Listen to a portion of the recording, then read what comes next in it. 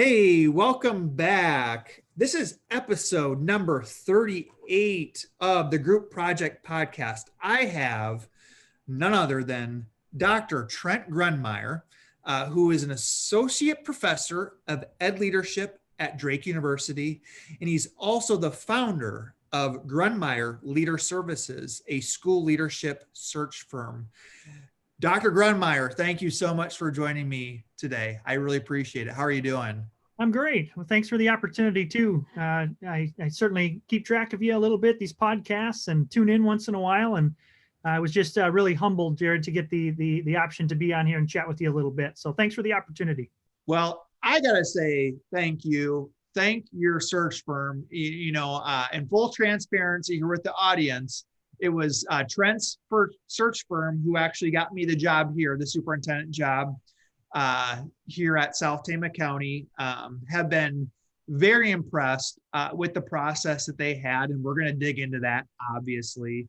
And just actually, Trent, I didn't tell you this before the show, but we have stolen some of your ideas for how you ran your search firm, your process for me. We have kind of stolen some of those ideas and use those for our principal searches here here in our district. So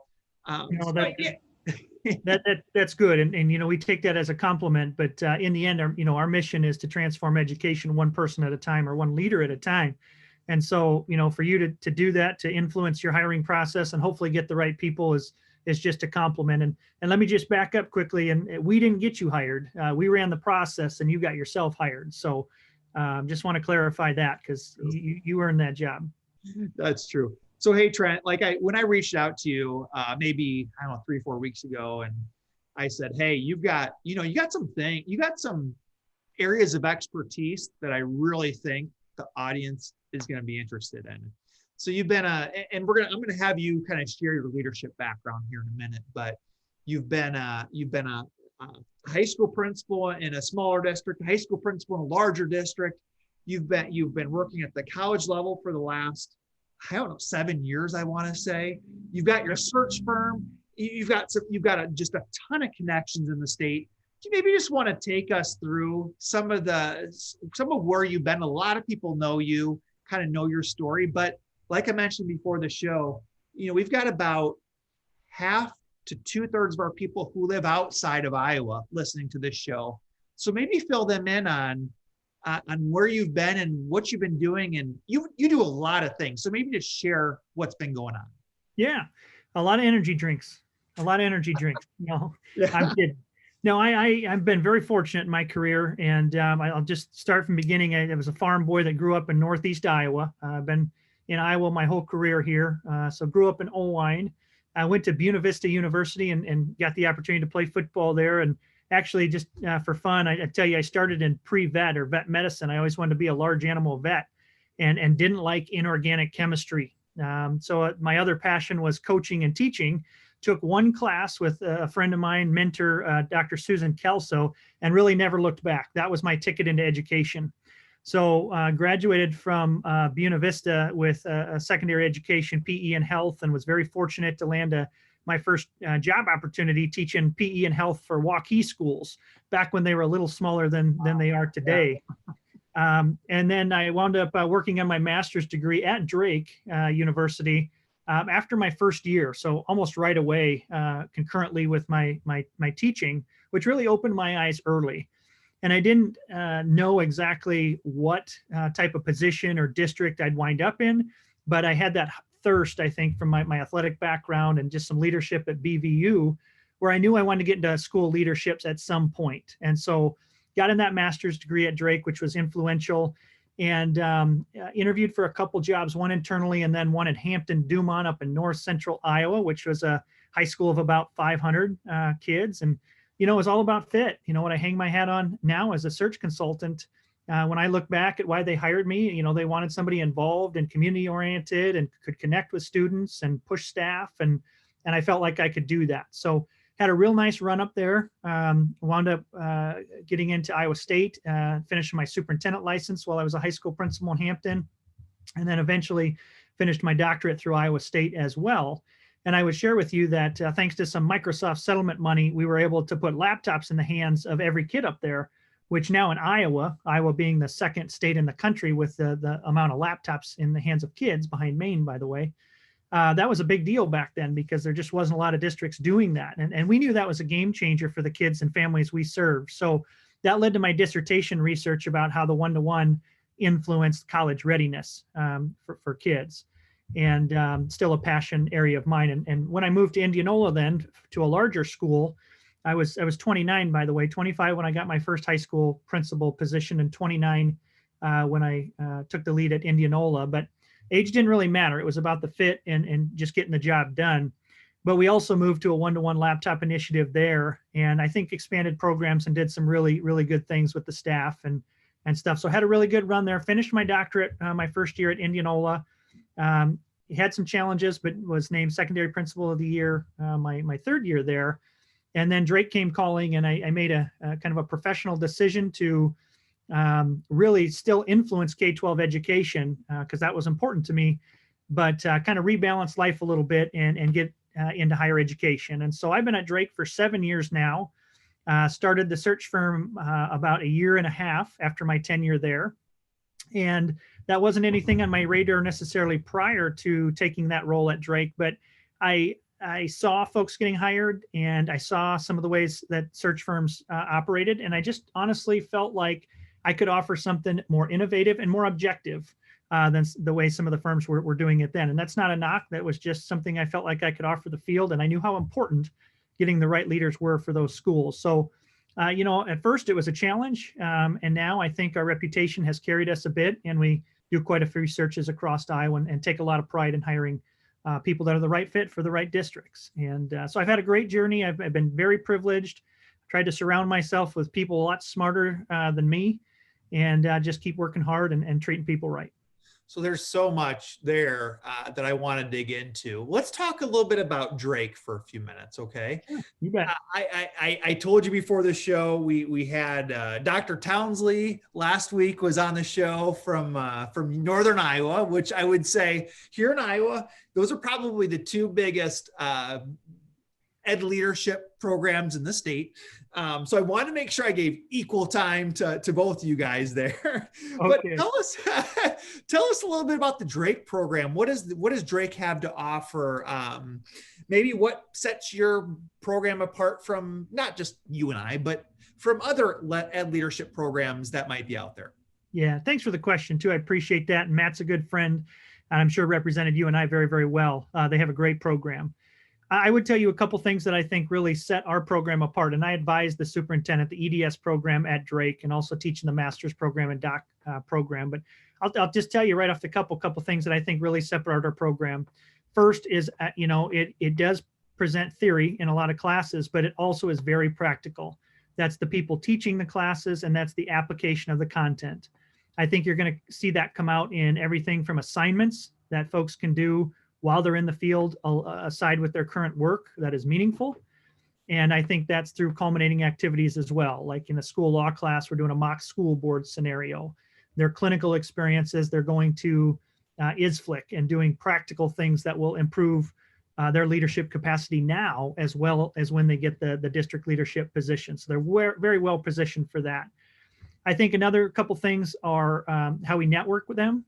Even if there's folks that aren't instructors, they're going to be very well networked with ISFIS and IESB and SAI and all the other support folks out there that will help them be successful. I think that's very, very important.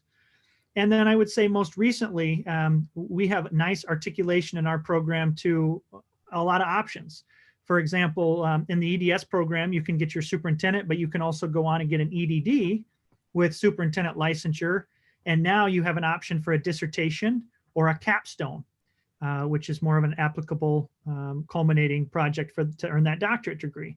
Or you can do the full dissertation and get a PhD. And so we find that students, depending on their career aspirations and what they want to get out of a program, just have a lot of flexibility in their program. And our EDS program now, Jared, partly thanks to COVID, but we were on this track prior to COVID, just kind of gave us a shot, was it's a hybrid approach now. So we deliver the class, so much of the content via Blackboard, And then we have weekly class sessions via Zoom and a couple Saturdays throughout every class. So we still feel like it's a great blend of in-person connection as well as content that people can engage in when it works for them in their schedule. So really proud of the program we've built, the reputation, and we'll continue to meet the needs of students and hopefully produce folks that are ready to lead districts well. One of the, you kind of touched on it briefly, and there's always this question for people who are looking at getting the doctorate, the EDD versus the PhD. And you kind of mentioned it kind of depends what you're looking at doing professionally. Could you take a minute to explain what the difference is or how you might help guide somebody down one path or the other? Yeah, do this a lot, have this conversation. So this is like the elevator speech that's easier than putting in an email, right? Yeah. So the EDD option is more of a practitioner's doctorate. Normally it is aligned to a capstone type project. I'll give you an example. Our new dean, Ryan Wise, his initial capstone through his EDD program at Harvard was to, look at the TLC grant. And now you can see how that's influenced the state of Iowa. Just blew up probably beyond what he even expected. But that was a capstone project that came out of that. Other capstones we've seen is maybe revamping, district policies or a program in a district. But there's some tangible project that is part of that capstone with extrinsic partners, if you will. And more time is focused on the project probably than the writing up and the literature review.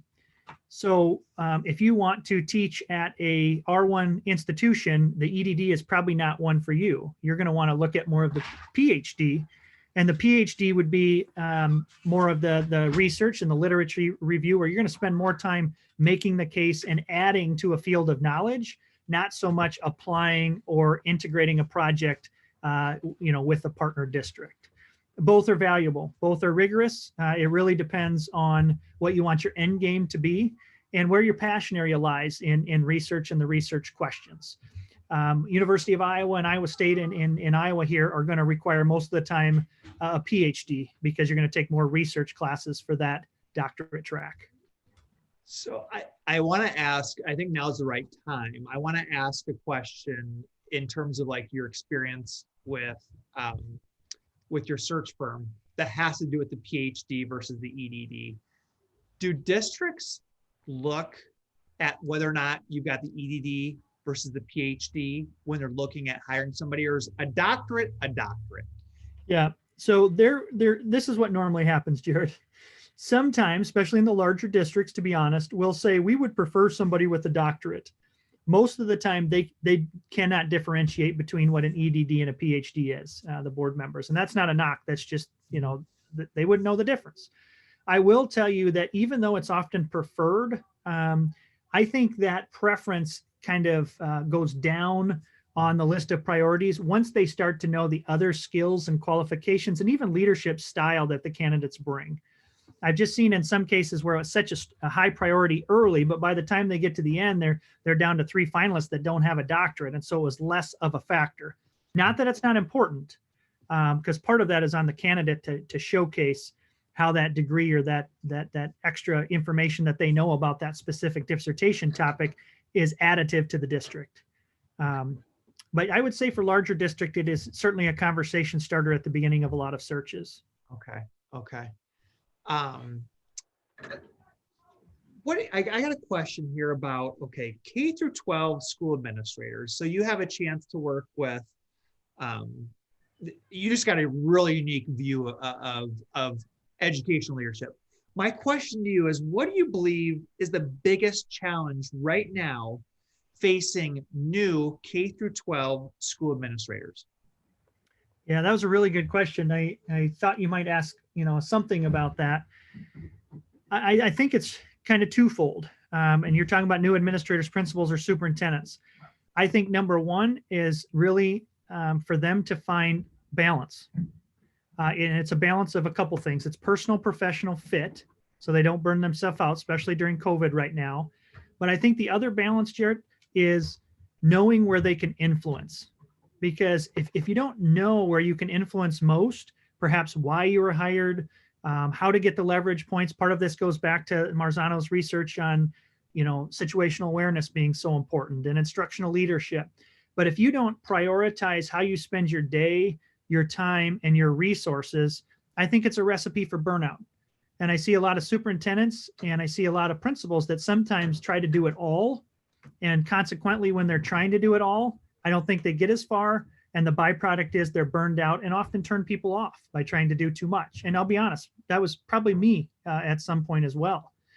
And so I just see that. I see superintendents that are successful that go slow to go fast and make sure they bring the right people with them.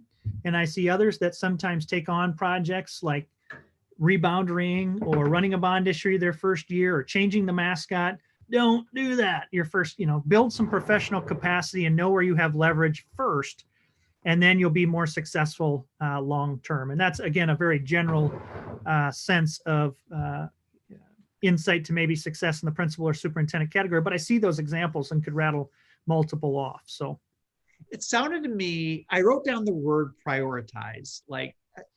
And one thing I've talked with a lot of guests about is, and you did a great job just saying that was probably me at one point. I feel like that was probably me as well, because I felt like I could do it all. And there was this badge of honor or badge of whatever it was but it's taken me, 12 years in leadership to learn how to delegate.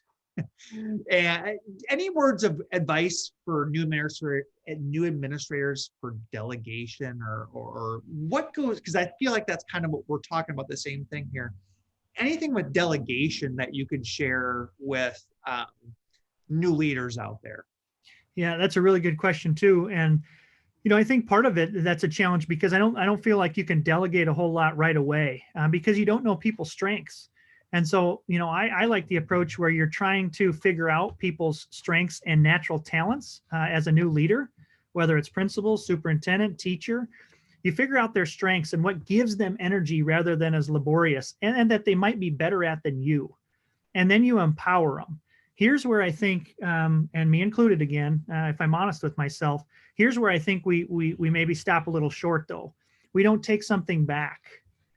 Or compensate them further for doing that little bit extra, because once you acknowledge it and see it's a strength and gives them energy and that maybe they could do it better than you, then I think you have to have the conversation, unless they really can take on something else, about, this is maybe something that I could help you with, or here's how we can collectively be more efficient so we're not just dumping on the plate. Because as a new leader, they're going to probably be apt to do it, but behind the scenes, they're going to perhaps feel burnt out, feel stepped on, feel some of those things that might come back to bite you in the end. So I really think it's tapping into people's strengths and the things that they do better and more effectively than you, and maybe give them energy and excitement, but also being careful not to dump it on them and perhaps take some things off that maybe you can do more effectively. And that takes time and trust. Before I move on to your search firm, when I want to go back and ask one more question about the Drake programs. When, we do have a lot of aspiring administrators who listen to this show. When they're debating, do I go into educational leadership or not? I mean, that's a big commitment. The money, the time, just the effort. What kind of questions would you ask them, or what would you have them think about before applying for your program? And then maybe fill us in on when the next programs at Drake start up and when you jump in. We get this question a lot, and my comeback is often, what doors do you want open in leadership or in the school? Because often somebody will say, well, I don't want to be a principal or a superintendent, but I'd like to be a director. Or I might want to be a curriculum director, athletic director. And then I will quickly share with them, well, in Iowa, that's principal licensure that opens the door to evaluator approval and those type of jobs. And so you want to get this leadership EDL or EDS degree so that you're putting yourself in a position to open the door of curriculum director, athletic director, director of student services, or perhaps superintendent down the road as well. So I would just strongly advise them to really think about and reflect on what doors they want open, and then decide what track is going to be most beneficial to them long term. Because the byproduct of that journey will be new learning and new networks that may open doors sooner than they even thought. And it's fun once you advise somebody to do that and they get in program. We always have folks that actually get a job before they're even done with the program, that maybe weren't looking too hard. So, but that's a really honest conversation that they almost have to have with themselves, and then we can get them in the right program once they are clear on where they want to go. And are you starting up new programs after the new year or next summer or? Yep. All of our doctorate, ed leadership, ed specialist, and doctorate programs have a rolling application period. So you can apply anytime, but they always start in the fall. And fall would mean late August, early September. So you can certainly check out the website, drake.edu, for programs, or reach out to me directly and I'll get you in touch with the right people. But always a fall start. And just give me an idea on, I know everybody kind of maybe can kind of go at their own pace, especially when you get to the doctorate, but what type of time commitments are we talking about with each of the programs? Yeah. So the master's degree in ed leadership is 2 years, 6 terms, goes through the summer. So that's your 6 terms. You're done the second summer. The specialist program is 5 terms. So it's 1 summer commitment, but each term there, about 1.5 years. And then the doctorate program really, it's about a 1.5 to 2 year class commitment, depending on EDD, PhD. But then that dissertation or capstone, varies greatly by somebody who knocks it out in a year, or somebody that, maybe takes multiple years. I'll tell you what we're proud at, Drake, though. We have over 80%, I think it's 84 or percent of folks that finish the coursework actually finish the degree and the dissertation. So we provide a lot of support to get the project done and earn that degree in the end. Okay, some good stuff there. I'm asking you questions I think I had before I jumped into each of these programs, and I wish I would have had one-stop shop where I could have just heard these answers back to back. So I'm kind of reliving my my questions that I had maybe 8-10 years ago about all this. So I appreciate it, Trent. No, that's great. I hope it helps people, and it is an important decision. So, yeah, I'm happy to answer that, and I'm happy for any follow-ups as well. So let's switch gears to the Grundmeyer Leader Services. You mentioned it earlier. Maybe give us a little bit more in terms of what prompted you to start, because you're kind of underplaying the success, that you guys have had. If you've been in Iowa, like, you guys have really, I said it before the show, you guys have dominated a lot of the action when it comes to search firms being included for superintendent hires and principal hires. So kudos to you for the mark you've made since 2014. But what was kind of the thought process again that kind of went into starting things up? And I'm curious, how long had you been thinking about doing that for before it finally came to fruition? Yeah, I appreciate the question. So when I went to Drake, one thing I knew, I was, fairly young again to take the plunge and go into higher ed. The biggest thing that probably drove me when I think back, Jared, was I didn't want to get out of touch as an instructor with what's actually happening in K-12 education. And so all of my research, I'm going to tell you, is often connected very closely to K-12 situations or challenges or things that I feel like I can help inform and advise K-12 education. So that was the first thing when I got in higher ed. I was looking for opportunities to stay engaged with K-12. And so because that was on my radar and because I advised the superintendent program, I would often have search firms come to one of our seminar classes and talk to students about the process. I'd only worked with a search firm one time as a candidate and had kind of a lukewarm experience. But I would hear them out, and I won't say anything bad about any other firm because they all serve the state well and have their niche. But I would hear things like, we'll bring the top 8 candidates or 10 candidates to the board. And I was thinking, well, what about the other, 20, 30 candidates that took the time to apply? And I don't believe a search consultant, and I tell boards this all the time. Just last night when I was meeting with the board, no matter how much I study a district, I don't know a district in a community like those board members do. And I just acknowledge that. What I know is how to recruit and how to structure a hiring process that is transparent and objective to try to get to the right fit. And so when I would hear things like that from search firms, and here was another one that just killed me, they we had Teach Iowa that was adopted by our state, so a one-stop shop to apply. But yet one of the search firms made people send in so many packets for the board, and if you didn't staple them on the right side, you were tossed out. And it just thinking, what about all the screening tools? What about the automated referencing? What about all these things that we could or should be using? The more I reflected on it, I thought I could offer the field something that was more innovative, again, more transparent with the boards, and would lead to candidates that are truly a better fit, not just for the district, but also the communities that they were going to serve. And so, I had to market hard because you're up against people that have been in the business for a long time. And here you are, a rookie trying to get in. But it took one search. It was a principal search with an internal candidate that a superintendent wanted me to help lead. It went well. That first year, worked hard on it, went very well. I look back now and just smile because, I didn't have half the tools then that I do now. But that one led to number 2 and number 3. And then we've almost doubled the number of searches we've done. Now we do about 18 to 25 a year.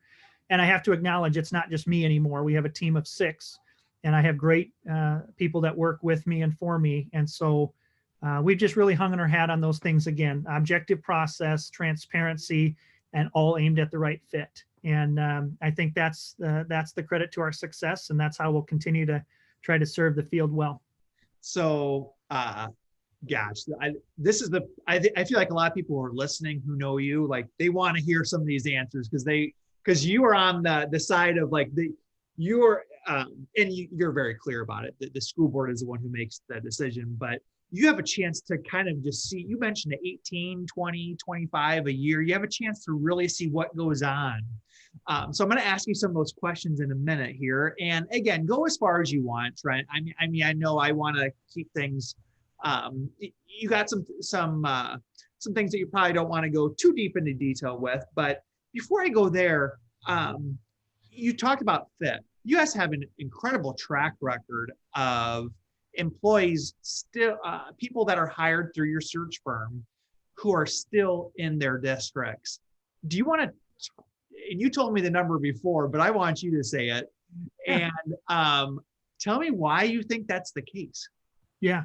So we've only lost one superintendent that hasn't worked out for a district. And that, quite honestly, was more of an ethical issue that I don't feel like we could have forecasted. And we did that search over and got a great hire.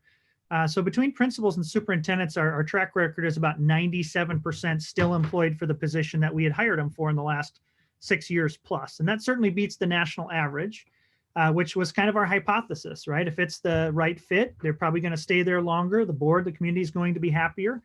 And so, that doesn't mean people are going to stay in place perhaps forever and finish their career in some districts. But we're batting about 97% of retention rate. And again, the national average is about 4 years for superintendents, just over 4 years. So that's important. And I would credit fit, if I can get into that a little bit, that really starts at the beginning. I think what I see with some boards that choose not to use a search firm is they're looking for perhaps the best candidate. They're looking for the person perhaps they connect best with.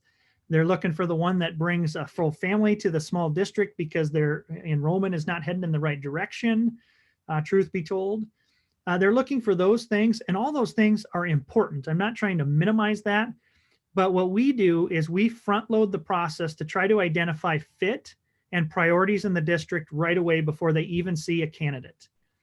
And in the end, then we try to hold the board accountable to what they said they wanted. And that's objective screening process where we rate back to those initial things. That's asking the formal interview teams in the end to provide feedback around those top priorities. And that's having the tough conversations with the board about, here's the feedback, here's what you said you wanted. This was the one sitting in front of you that is the right fit. But also, if it's not the right fit, maybe we bring 2 or 3 candidates in and it's not, having the pride and the courage to say, we got to keep going, we're not going to settle. And that's happened as well. Part of the reason I leave my name on this search firm is not because I'm overly proud or confident in that, but I take a lot of pride in saying I'm putting my own name behind the people we hire. Mm-hmm. And so that's pretty darn important to me. So, okay, I want to know, you have a chance to sit with the board through these superintendent and principal, the processes, the screeners, and filtering through applications and narrowing it down to finalists. Like, what would you say in 2020, and you're in the middle of some, you got 8 or 9 going on right now. What are the 1 or 2 things that are most important to districts, if you can narrow it down? I know each district is looking for their fit. They're looking for maybe unique things, but what is the common pattern you are seeing that districts are that school boards are looking for? Yeah, that's a great question. And I got to tell you, not to push people to the website, but we've actually published this in a couple white papers, and it was all this was all superintendents. But in the last 5 years, we looked at what are those top things across the state and all the hires that we had done that boards were looking for. And I can tell you off the cuff. And by the way, I should tell you, we break that down to personal qualifications and professional skills and experience. So in the last 5 years, based on this data, the professional qualifications that boards tend to look for in a superintendent were somebody who can build community and school relations, was the kind of a top priority. Somebody who's approachable and open-minded, that one always surfaces. Somebody who can lead school improvement, they want that instructional leader, and somebody who manages district resources, and that usually is personnel and the finances. Those, without question, tend to be on the top of boards' lists. And I can just tell you that with confidence. Now, personally, we also delve into that. And a couple that tend to top the list there is collaborative leadership. They like people with a collaborative style and aren't going to be top down. They want somebody who empowers and builds up the team, empowers other people. And another one that normally surfaces is somebody who follows through on what they say they're going to do.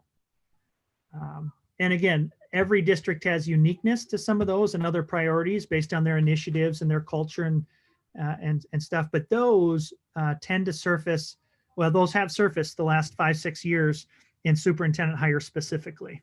Okay. So one thing I don't think you said, which is a thing I hear all the time, and myself included, when we're going to get to this bridesmaid versus bride idea, okay? But was that idea about experience. Mm-hmm. A lot of people are saying, well, and I see it all the time on Twitter. I see it when I talk to people like, well, I don't have the experience, and I wasn't a finalist because I don't have that head principal experience, or I don't have previous superintendent experience. How much does experience play a role in those decisions? Well, the short answer is it depends on the job and the candidate pool. And that's another thing that candidates don't know. You don't know if you're up against a bunch of people with experience or not. So what I would tell those people is if you feel it's a good fit without the title or not, put in, because you don't know the variable about, who else is in the pool. But with that being said, here's what I caution the board with, Jared, because sometimes a board member, just like they ask the questions about the doctorate, right, at the beginning of a search, they'll say, we got to have somebody with experience that knows the role. And I say, that's great. But does assistant superintendent, does director at a large school count that's managing more people than perhaps even a superintendent at a smaller school in the state? And then it kind of tempers them to say, oh, we're looking for experiences, not just a title. And so then if a candidate that doesn't have some of that experience or doesn't have that title will showcase experiences that are principal-like or that are superintendent-like, they can have the same opportunity and kind of combat the title and the experience that somebody who's standing in that role has had in the past. But they have to do their part to convey and convince the board that they've had similar experiences that have positioned them to take on that building or district leadership position. So, and that's not a cop-out. That's the truth, because I've seen people do it well. But again, I try to temper the board a little bit about, are we looking for title here? Are we looking at value of experiences that they've had? Sure. Another thing I hear, and this is great, I'm loving this, is internal, like internal versus external. I don't know how many of the searches you've had internal candidates, but some people believe it's an advantage to be internal. Some people think it's a huge disadvantage to be internal. It kind of depends on their experiences.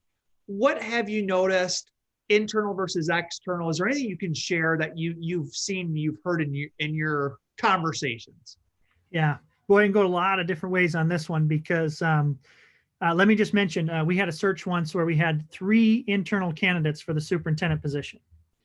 So often when we get called, there is an internal candidate. And what I do, Jared, honestly, is I call that person once I know they're an internal candidate, and I just have a conversation about process, and I try to give them an advantage right away to know what's coming, because I respect that they're going to be asked questions and really be getting it from two angles, as a candidate, but also as a leader in their district already. So I just try to get the communication chain open fast with that internal candidate. Now, I will tell you, the other reason I do that is because I want them to have every advantage for that job, because in the end, if they don't get it, I'm the one calling them. And so I got to sleep at night knowing that I helped them put their best foot forward if they truly weren't the right candidate. And so I do that. But back to the issue at hand, sometimes it's a true advantage to be an internal candidate. Sometimes not so much, but I don't think the boards often realize either, what they potentially have until they can compare to other candidates. Now, here's a knock that I see a little bit, or maybe some general advice to internal candidates that I share with them right up front. The norm is that internal candidates tend not to be as prepared and tend not to share as much, promote what they've done as much as outside candidates that come in and their ideas look a little more flashy and novel. And so I try to prepare internal candidates to say, you can't assume the board knows what you do on a day-to-day basis, or what your duties, how those duties influence your opportunity to be a superintendent. You can't take that for granted. You have to showcase that like an outside candidate and be just as well prepared. I think that's the first thing that's critical, because what they assume is that the board already knows what they do, and that is not the case. On the flip side, the board or the hiring team is often saying they should be able to share more detail because they know our system better. And so that dichotomy of the candidate assuming they know what they do and not wanting to perhaps step on toes by offering too many suggestions or ideas kind of goes in interference with what the board's expectations are. And then that's kind of the recipe for a flop and, perhaps a poor interview and not getting the job and having a tough conversation. So I try to front load that with internal candidates. We've hired internal candidates when they're truly the right fit. The position that we hired with 3 internal candidates, 2 of them were finalists for the job. And then quite honestly, the one that had the least amount of experience in the district, that again had kind of proven himself in a couple years and presented a vision, was very well prepared with the board, got the job, and is doing very, very well. And so it can be done, but I would just caution them to be as prepared and to not assume that the board knows what you can offer the district. So you probably deal. I got 2 more questions for on the search firm, and then we'll move forward here. I wrote down. I sent you an email here ahead of time, and I said, "What advice would you give to someone who is always a bridesmaid and never a bride with the interview process?" Because I feel like that was me, man. That was me. I wrote about this. I don't know what it was. 12 times I applied for high school principal jobs, and lucky number 13, I think it was, before, and I always got like, "Oh, we don't have the experience. We love you, but this and that." And so you must see it. You must work with people who feel like they've applied 3, 4, 5, 6 times for jobs. They're filling out the paperwork. They're researching the district. They're rewriting the cover letter. They're updating the resume. And each time they get a thanks, but no thanks. Or maybe they get in the finalist room a few times and they're not chosen. What advice do you have for those people who are always a bridesmaid, never a bride? I loved how you coined that. First of all, I would just challenge people that are listening, and you as well. And I even think back in my own personal and professional journey, there's times where I wanted something real bad and it didn't work out, and you were so disappointed at the time. But then if you're honest, you can usually smile and say, in the grand scheme of things, it just wasn't the right time, or it wasn't the right opportunity, or a better one knocked. And truth be told, that's happened a lot. I always hate, heading home from a board meeting and calling candidates and saying, you didn't make the cut, and they say why, and I want to have a good explanation. But it also humbles me. And I could give you a lot of examples where they really do 2 things. And here's my insight to that. Number 1, I tell our team that we don't provide feedback to a candidate unless they ask. So I'm not going to email a candidate. I'm not going to offer feedback on a screening or a formal interview unless they truly want the feedback. So the first thing I would tell folks that feel like they're the bridesmaid is ask for the honest feedback and be willing to take it. And if you are, Then I think the second thing is you have to be willing to decide, is that a negotiable for me or not? Because if it's something that's just a personal trait that you can't change, then don't change it. You don't want to be somebody you're not, because you'll show up, get the job, and it won't work. You can't maintain something that's not sincere, right? But if it's representing yourself differently or showcasing your abilities differently, you have to ask, you have to learn, and then you have to get better at that. And I could just tell you candidates, I know one candidate who's a superintendent of a shared district who's just close to you, actually, who's just rocking and rolling, doing well. And he was a semifinalist 3 times. I'm confident he would have done well in those other districts, but I'm more confident he's the right one in the districts he's serving now. So I just smile. We had a lady that got hired late last year in a nice district, and she was a semifinalist 3 times last year as well. The 4th opportunity, perfect fit for her. And we smile about it still today. But did we have tough conversations and some heartbreak along the way? Yeah. But when I see those people improve, become more confident, showcase their skills and abilities clearly, it's really about the fit in the end, and everybody's satisfied. Okay, I lied. I got one more question for you before my last one. You talked about somebody who was like a semifinalist 3 or 4 times in a row before they got it. There's some perception out there that, because having been in that spot, like, oh, the board is going to think I'm just going for any job. If they see, well, he was a semifinalist there and there and there. So does he really want to be here, or does he just want a job? Or make that next step? Do they ever have that conversation, or are we overthinking it on our end? That sometimes those thoughts go through my mind that the board must think I'm just looking for anything. Yeah. So what do you hear on that end? Anything? Well, there's definitely truth to that. I mean, if they see your name publicly as a finalist, quite often, they know that you're looking for lots, and might question, why are they trying to leave their current role? And if it's explainable, we certainly try to do that. But part of that falls on the candidate too. We can only help maybe get you to the formal interviews or get you an opportunity, but then you have to genuinely convince them that you want their job. And so I would just acknowledge that's out there. On the flip side, though, too, Jared, I would say a lot of candidates, can check on the application, keep my materials confidential. And we do that up until the point that they'd have to be named finalists, just to see if it's a good fit and go at least that far before their name would be public. And so I would advise candidates to do that, just so they're not upsetting the apple cart at home, and just to really dip their toe in the sand and see if it's the right fit. And if it's not, pull your name out. If it is, then it's probably worth going public. Okay. All right, Trent, one more question here on the search firm. And I didn't give you this ahead of time, so you might have to kind of off the top of your head. What is the single best interview tip you've got for us? Without question, connect, especially with the COVID and the electronic virtual interviews.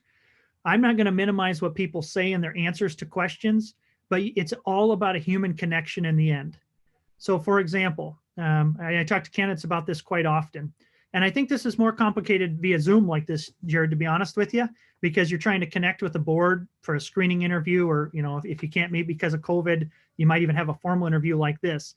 So the difference between a candidate that potentially, starts and maybe doesn't know anything about the district or the board and just starts talking about what they can offer the district, versus a candidate who maybe says something about a board member or makes reference to, a state championship that they just won, or something personal that's happened in the community, and makes that connection because they've done their homework, and just generally shows that they have a vested interest in that job and those people. That to me is the difference. And part of that can be, getting them to laugh or smile or make a connection about where you grew up. Especially in Iowa and the Midwest, if you can make those connections, I think, it's a head and heart decision, moving people forward in a search process. And so the answers and the experience and the skills are all important, but to connect to the heart, you got to connect with people. Okay. If you're joining us late, this is episode 38 with Dr. Trent Grundmeyer, associate professor at Drake University, also the founder of Grundmeyer Leader Services. I tell you what, if you've tuned in for the last 20 minutes and you're trying to search for that job, like, this has been gold. This has been priceless to hear from the man himself who runs dozens of these each year and has a chance to see both sides of it. I just think, man, this has been so good. This has been awesome. I cannot wait to share this later, because there's a lot of people who want to know some of these, things, and they maybe had some bad luck with the hiring process, and if they implement some of these, and you talked about the connections.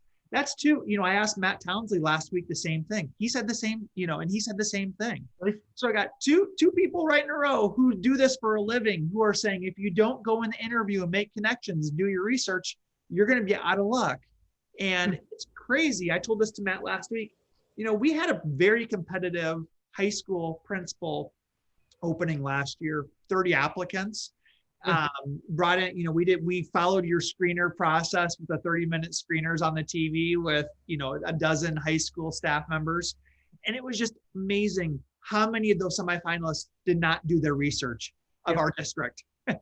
We asked them, like, what do you know about South Tama? And they knew very little. It's like, how bad do you want this job? Right. And you're kind of nodding your head there too. So you must see that a lot. Yeah, and you certainly on especially, like I said, with the electronic interviews. I mean, that's harder to connect with people. But I've even seen, Jared, where maybe the technology doesn't work right at the beginning, but how that person responds. I mean, do they get flustered? Do they run with it? Do they make a little joke about it? That can be a game changer for the board that's seeing how they handle a stressful situation. Like the technology not working. So yeah, I think all that is very important. But again, we're in education because it's a people business. And so that connection at heart, that convincing the people that you want to be there and wear their colors, is just more important than any one specific answer I've ever heard. Okay. All right, Trent, I'm going to shift gears here. Sure. I know you've got wife and kids waiting for you here for some dinner in a little bit, so I don't want to keep you all night. But I'm going to reverse gears here, because I'm going to tell you, I've got 10 questions and we've got about 15 minutes. Okay. You bet. Let's do it. Okay. So I don't know, where are you living in the Des Moines area then? Is that accurate? We have an acreage north of Huxley. My kids go to Ballard Huxley. Okay. So and the question is, if listeners visit your city or your area or Ballard, this is so bad. Are Ballard and Huxley two different towns that are near each other? Is that correct? Or actually, Ballard was a creek, Ballard Creek, and Huxley is the city. Okay. All right. See, that's pretty bad that I don't know that. So if we're visiting Huxley or the Huxley area, where's one place you got to check out? That's a really good question, because we don't have anything that, you're really well known for. My gut told me, like, visit the schools and the facilities and stuff. But truth be told, I'd tell you to get outside. Hit the golf course, or, a restaurant, or maybe even slip up to, I hate to say not Huxley, but we got Iowa State 8 miles up the road. And so maybe consider cheering on the Cyclones. Okay. Next question. What is the best up to $50 purchase you've made in the last 6 months? You're going to laugh at this one, but I thought about this. With COVID and everything else, we've been so locked down with the kids and studying at home and, not being out and about. My kids had a soccer game not too long ago, and this pushes your $50 limit. But we just took a Friday night. We went to a hotel with the pool. They had soccer games Friday and Saturday. And I'm telling you, that was the best thing for the family and the kids. So I got to say, just getting a hotel and a pool for the night was the best, probably $70 I've spent.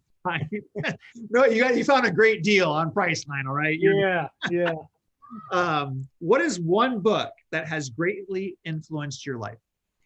Without question, the book by Todd Rose, The End of Average.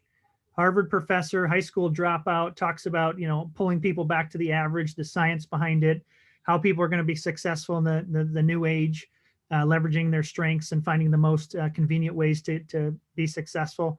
The End of Average by Todd Rose. He has a second book called The Dark Horse, which is also very good, but clearly that's been a game changer for me. What is one piece of advice you have for new school administrators? That's also a really, really, really good question. I'm going to go back to what I said before, and it's all about balance and fit. Again, what we hang our hat on. So be who you're going to be, know the strengths that you offer, leverage those areas that make the most difference for student achievement, staff morale, because you can't do it all, and surround yourself with great people that can help you do the job and do it well. So I added a question. You probably didn't see this one. I was reading a book and I came across a new question that I want to try out with you. Okay. I think you'll do great because I think you kind of hit on it earlier. Can you recall a job you applied for and did not get? And what did you learn from that experience? Yeah, another great question. And I think about it right away. When I was at Waukee, I applied for, I think it was a dean position or another administrative position. And I was young and I'd only been in the district, I think 2 or 3 years. And I remember a couple things. Number one, I remember the principal coming to me in person and having the conversation. And even though I was super bummed, I was disappointed, I remember going home and I just couldn't be upset with the process because he just treated me fair and he was honest with me. And that's how I try to be in my own search for him now. There's times that if I'm in a district, especially with an internal candidate, they don't get it, I'll advise the board to go talk to him in person. And so I would say it was nothing. It was just how I was treated is something that stuck with me, even though I didn't get the job. Okay, so the next one's a culture hack question. So maybe I'd be curious going back to with your Drake, if you don't mind, maybe you prepared something else, but with your Drake cohort, we talk about culture hacks and you work with adults all the time that are going through your program. Is there some culture hack that you do with your students that you would recommend to others working with other adults? Yeah, I love this question too. And I think, culture hack is you can go so many different directions with it. But I'm going to tell you 2 things that I think have kind of been game changers with this, or something people could leverage as a culture hack in their own organization. Number one, and we have a class where actually Dr. Jim Verlinja does this. They actually follow somebody on social media, a leader on social media, and try to figure out, and wouldn't this be interesting, not to get political, but on our president or high profile people, right? But they try to figure out why they post, what they post, and what the influence is. And that our goal in that is that they start to figure out and be more intentional about how they leverage social media. And the reason I'm offering that one is because how a principal or superintendent does that influences the culture of a building because you're representing that building in that district. So I think that's something that, you could almost do a self-study or have folks do in your own organization. That's one. The other one I would offer that I just hang my hat on in our program is simulated activities. And what I mean by that, we do mock boards for folks, preparing to be aspiring superintendents. We do simulations that are automated where we have a new one where it's a superintendent that has to navigate a COVID pandemic. Well, isn't that going to come in handy? Or a student suicide crisis. Or we did a new one where you take them through a rebounding in a district. And it's not the exact scenario that they're probably going to have to do, but it puts them so much in that hot seat that they're going to experience something before they have to experience the real thing. And so when I think about a culture hack in a building, it might be, how do you simulate everything from a bomb threat to a bullying situation to, the next pandemic, and get people to empathize and prepare the best they can to handle that situation well. And it might just be simple as parent-teacher conferences or tough conversations with parents, this day and age. But putting them in a situation by utilizing simulation type activities, I think really helps people empathize and improves culture. Do you have a daily routine? Oh, I felt like I did better before COVID. My daily routine it depends on the day. If it is normally during the winter, I'm at the gym with my daughter playing basketball about 3 mornings a week and trying to lift some weights. I should be doing aerobic stuff, but that's harder. With COVID more now, and as busy as things get, it's get up, get the kids out the door and either get to Drake or on the road or work from home. But I try to be very intentional more in the evenings when I get home, if I'm not at a board meeting, to put stuff away. And then if I have to stay up and the kids go to bed, after we play a game or watch TV or something, then I go back to work. But I just try to be more intentional about the time I spend at home because I'm at so many board meetings and things at night and stuff, that when I'm here, I try to be present. And that's a challenge. I'm going to be honest with you. I sit in a lot of meetings and I want to be working on something else, and I'm at home and I'm thinking about my to-do list. So to be present is like my 5-year New Year's resolution here that I'm still working on. So you've got so much. You mentioned this, the board meetings, Drake, working from home. Like, you've got so much going on. What is your top tip for being productive? Be intentional. Be intentional. When I get up in the morning, I know exactly what, and I think this goes back to my high school principal days, Jared. You had to, right? Or you could just get bombarded if you didn't say, I have to get these couple things done. These are my non-negotiables. I still operate like that. If it gets in my phone on my to-do list, it's going to get done that day, unless again, it's a family emergency or something. So, I just try to constantly reprioritize what's most important.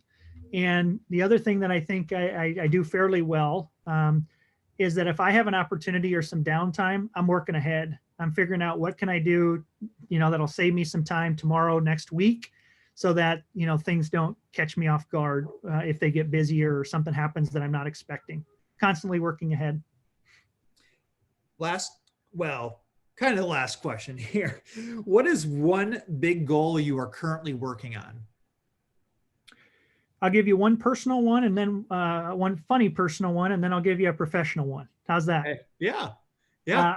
The professionally, I'm always trying to improve the search firm, but at Drake, I'm really proud. We're moving to a hybrid program, have great people hired to teach, but, it's a challenge with superintendents that are adjuncts to, pause from their work world to develop a quality class. So what I'm most focused on professionally at Drake right now is developing the best hybrid specialist program for aspiring superintendents that I can develop. And I'm not comparing to any other program, just the best one we can develop. So that's my focus there, and taking a lot of energy, and I take a lot of pride on that. Personally, I mentioned we have an acreage and we're building a new house. Once we move out of our current house, it's going to be an office upstairs, and we're starting a dog kennel in the basement or the main level. So personally, I'm going down another entrepreneurial adventure that I think will be a good family adventure, but I'm trying to get that pulled off when I know little to nothing about starting a dog kennel. But like dogs. Well, now, the wife and the kids, are they excited for this? They're all about? Is it going to be a family? Everybody's working in on it together. Yep. Is that correct? Yep, that's the plan. Yep, something that we're home more. We love dogs. We'll take care of them, and certainly provide a service. So yeah, we're excited about that. Awesome. Hey, Trent, I'm towards the end here. Is there anything else we didn't talk about that you would like the audience to know?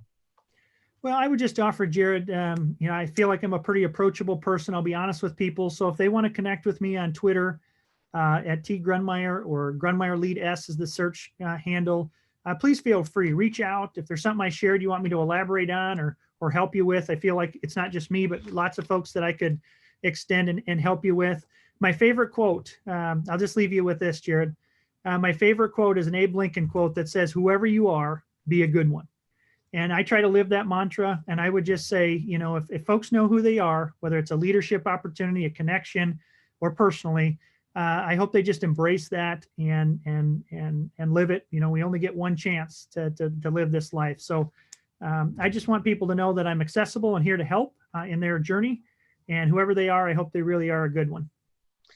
So again, great way to end the show there, Trent. Again, one more time, this is episode number 38. Of the Group Project Podcast with Dr. Trent Grundmeyer. I've said it the last few episodes, I'll say it again. Hey, if you like what you've heard here, and honestly, I learned a lot. I don't know how you can be disappointed with the information that Dr. Grundmeyer shared with us. I just encourage you, a lot of you listen on Apple Podcasts, if you just can drop us a 5-star review, if you enjoyed the show. I've been told by quite a few people these last couple of weeks that it's starting to show up on searches because of those reviews. So just drop us a review there if you enjoyed the show. If you didn't like it, hey, maybe give us 2 stars, 1 star. I don't know. Maybe, maybe a job didn't go your way under Trent's firm and you're mad at us. That's fine. We'll take a 1-star review, but go and review us. it always helps out. We're seeing some good growth. And like I said, some of what you shared there from the ed leadership and the search firm and just some of your own personal insights were really impressive. And I learned a lot. So thank you so much. Good luck with everything you've got going. How many searches do you have going at this moment? I think we have 8 right now. Again, not just me though. We got plenty of people working on them. So yeah. And when is the busy, when do things, is now the busy time or is it more January? What's the busy time for your firm? Well, there's really 2 phases, Jared. There's one phase that seems like it started earlier this year in October, November, and those hires will be made late January, February. And then it's that trickle effect of the second wave. And in the second wave is where you get the superintendents, but also the principals and some of the director positions as well. So I would say the busiest time is January, February, March, but we're certainly in that wave right now of the first searches. So, okay. And thanks again for the opportunity. This is fantastic. I hope what I shared is valuable. Again, I'm happy to extend in further conversations, but I really appreciate what you're doing and look forward to staying connected with the podcast and other folks you're having as well. All right, man. Well, hey, I will let you get to the family. I heard the dog barking and wants to get outside. Yeah. So all right, man, you have a good night and we'll be in touch. Thanks so much.